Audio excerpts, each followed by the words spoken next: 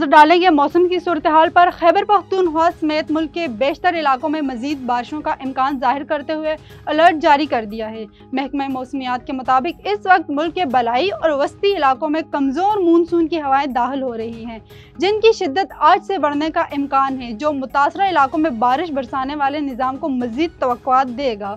कश्मीर और गिलगित बल्तिस्तान में आज से 7 अगस्त के दौरान कहीं कहीं बारिशें और चंद एक मकामात पर मौसलाधार बारिश का इम्कान है।